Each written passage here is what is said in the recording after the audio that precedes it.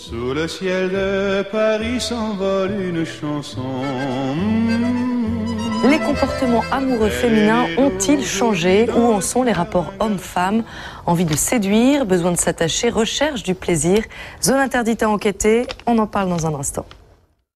Bonsoir à tous, merci d'être avec nous pour ce dernier numéro de la saison de Zone Interdite. Ensuite, nous nous retrouverons dès début juillet pour les inédits de l'été. Les vacances approchent et ce soir, on s'intéresse aux femmes, plus précisément à leurs nouveaux comportements amoureux. En quelques décennies, elles ont conquis la liberté de leur corps et n'hésitent plus désormais à se lancer dans la quête du plaisir. Zone interdite à enquêter sur leur rapport à la séduction. Aujourd'hui, les relations entre les hommes et les femmes ont évolué, les rôles ne sont plus distribués d'avance et les femmes pensent aussi à elles et pas seulement au bien-être de leurs compagnons. Voyage au bout du monde, école de la séduction ou stage sur la connaissance de soi, les femmes recherchent sans tabou le bonheur et le plaisir. On découvre le sommaire. C'est une information à lire dans le Parisien ce matin. La juge d'instruction antiterroriste Laurence Levert met sérieusement à mal la défense d'Ivan Colonna, l'assassin présumé du préfet Erignac. Le quotidien s'est procuré un document d'accusation inédit où la magistrate met en pièces les aveux, les rétractations, les revirements du commando. Selon l'ordonnance, les proches du berger auraient multiplié les fausses déclarations et tenté de manipuler des témoins. Le procès d'Ivan Colonna ne devrait pas se dérouler avant le deuxième semestre 2007. Les salariés de la Sogerma manifesteront tout à l'heure devant le siège de EDS à Paris. Le site de Mérignac, près de Bordeaux, est toujours menacé de fermeture, même si la direction a finalement décidé de maintenir 300 emplois sur les 1000 que compte le site. Ce premier sauvetage est signé Dominique de Villepin, mais le Premier ministre, qui tente de refaire surface en plein scandale Clearstream, a promis de faire davantage. Magali Boissin, Pascal Vinquel. Et dans l'affaire Clearstream, le Premier ministre a réfuté en bloc toutes les révélations de presse. Tout ce qui est dit est faux. On a voulu construire une rivalité et une affaire politique, a déclaré Dominique de Villepin sur France 2 hier soir. Dans cette affaire, les juges entendront aujourd'hui Alain Madelin en qualité de partie civile. Le nom de l'ancien ministre de l'Industrie figurait également sur les faux listings. La NPE et ses nouvelles méthodes maintenant. Sommet de se moderniser, l'agence teste des séances de recrutement en travaux pratiques. La procédure est concrète, rapide. À l'image de cette séance réalisée à Melun, vous allez le voir, exit le CV. Ni l'âge, ni le sexe, l'origine ou le passé n'entrent en compte, mais seule son aptitude, ses compétences et sa rapidité. Voici le reportage de Géraldine Desquerou. Et oui, aujourd'hui, les femmes recherchent l'épanouissement sur tous les plans. D'ailleurs, leur comportement se rapproche de plus en plus de celui des hommes. Elles séduisent et se laissent séduire sans complexe. Preuve en est la parade amoureuse qui anime en toute saison les plages de Saint-Domingue dans les Caraïbes. Sur cette île, plus de la moitié de la population vit en dessous du seuil de pauvreté et la jeunesse masculine défile volontiers devant les touristes prêtes à succomber à ses charmes. Les Européennes sont nombreuses à assumer ces vacances sensuelles. À leur aventure amoureuse ou tourisme sexuel, la frontière est floue. Les jeunes femmes que nous avons suivies se laissent très vite happer par l'exotisme et les promesses de ces Apollons locaux. C'est un reportage de Sylviane Schmitt et Carole Greco pour Tony Comiti et Zone Interdite. Attention, si vous devez prendre le train, aujourd'hui, Sudrail appelle les contrôleurs SNCF à la grève à compter de midi. Quelques difficultés sont donc à prévoir en région sur les TER, les TGV et les corails. Le trafic devrait être normal en région parisienne. Les syndicats réclament l'ouverture immédiate de négociations sur les salaires. Un record historique pour l'endettement des ménages en 2005. Selon un rapport publié par la Banque de France, les Français consomment et dépensent de plus en plus. Le taux d'endettement a augmenté de 10,5% contre 9,9% en 2004. Une tendance qui s'explique par la hausse des prêts à l'habitat notamment. Le procès du crash du Mont-Saint-Odile tente toujours d'établir des responsabilités à Colmar depuis 3 semaines. Invité à livrer sa version des faits, l'ancien directeur technique d'Airbus a évoqué une vitesse de descente excessive. Le pilote a-t-il accéléré volontairement ou bien s'est-il trompé dans la manipulation des commandes? Une chose est sûre, les Airbus disposent de nouveaux tableaux de bord depuis la catastrophe. Les explications d'Amandine Bégaud. Voilà, et pour illustrer sa volonté de dialogue, le Premier ministre recevra des jeunes à Matignon cet après-midi. Ce matin, il s'entretiendra d'abord avec des chefs d'entreprise. J'ajoute qu'au siège de la CFDT, les syndicats se réunissent pour préparer de nouvelles actions.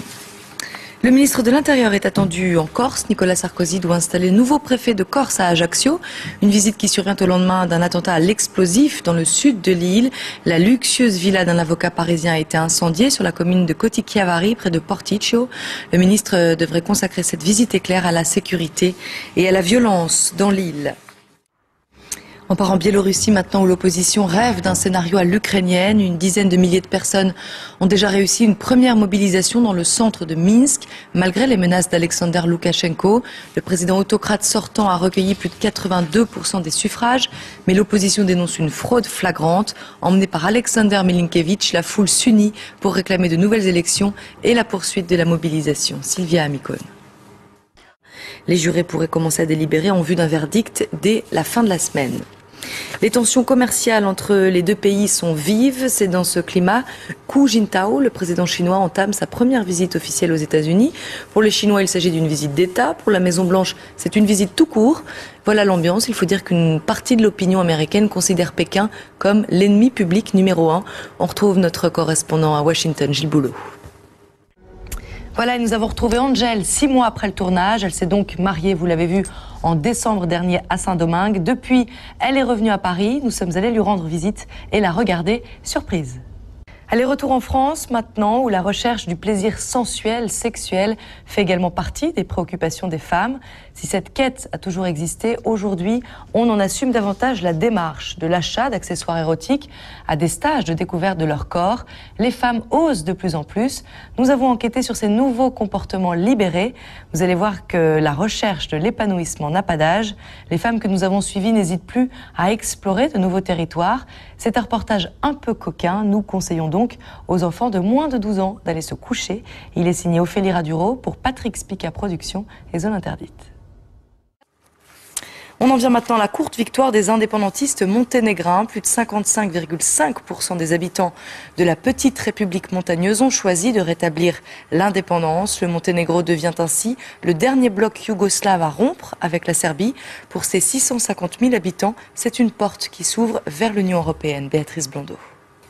Un prêtre comparé devant les assises de Chambéry pour viol et agression sexuelle. L'abbé Pierre Dufour, âgé de 71 ans aujourd'hui, se serait conduit comme un prédateur pendant plus de 40 ans. Ses proies, des enfants de cœur, de jeunes adultes en détresse matérielle ou morale. Beaucoup ont gardé le secret dans la honte. Aujourd'hui, 5 personnes se sont constituées partie civile. Le reportage en Savoie de David Paturel. Voilà, et les Bleus, hier déstabilisés évidemment par cette blessure, ont eu du mal à trouver leur marque. Mais au coup de sifflet final, leurs efforts ont payé. Le bilan de ces 3 matchs de préparation est encourageant. Résumé de la rencontre avec Fabrice David. Des renseignements généraux que l'on va découvrir ensemble font vraiment froid dans le dos. En un an, le nombre de violences avec armes est passé de 385 à 667. Une explosion édifiante. Selon les auteurs, elle relève d'une porosité entre la rue et l'école. Les précisions de Thomas Brender. Voilà, c'est la fin de cette émission. Merci de l'avoir suivi. Merci à Valérie Troisier, Jean-Marie Tricot et Marine Vogel. Dans un instant, ne ratez pas Enquête exclusive consacrée au conflit du Darfour. Comment en est-on arrivé là? C'est la question que Bernard de la Villardière pose ce soir. Il est justement sur ce plateau pour nous parler de cette spéciale. Bonsoir Bernard, et d'abord un grand merci puisque j'ai eu la chance de vous accompagner à la frontière du Tchad et du Soudan. Enquête exclusive propose ce soir quelques clés concrètes de compréhension et de décryptage. On a essayé de comprendre les origines de ce conflit qui sont complexes. On a répondu à cela de manière assez simple en faisant de l'enquête, du reportage, un magnifique reportage de Thomas Dandois qui a pris les risques d'ailleurs pour ce reportage au Darfour. On a essayé de comprendre quelles sont les origines réelles de ce conflit qui a commencé il y a 4 ans. Est-ce un génocide, comme on le dit souvent? Comment sont protégés les réfugiés? 2 millions de réfugiés et de déplacés depuis l'origine de ce conflit, depuis le début de ce conflit. 200 000 tués. Qui sont les responsables? Qui sont les coupables? Comment faire en sorte de cesser ce drame permanent? Nous avons été ensemble dans ces camps de réfugiés. C'est vrai que ce qui est impressionnant, c'est la dignité de ces hommes et de ces femmes qui attendent depuis 4 ans, stoïquement, souvent dans une chaleur torride, leur avenir, ce qui va se passer pour eux. Et c'est vrai que c'est compliqué, c'est délicat. Ce qui est certain, c'est que l'aide alimentaire arrive et que les initiatives récentes, notamment de la diplomatie française, sont heureuses pour faire en sorte que pendant la saison des pluies, eh bien, ces hommes et ces femmes continuent d'être d'être nourris, bien entendu. Saison des pluies qui démarre en ce moment. Donc merci Bernard, on retrouve tout de suite. Quant à Zone Interdite, je vous donne rendez-vous tout l'été dès mercredi 4 juillet depuis la petite île d'Ibiza pour des numéros inédits. Très bonne soirée et merci de votre fidélité. Elle est née d'aujourd'hui dans le cœur d'un garçon. Sous le ciel de Paris marchent les amoureux.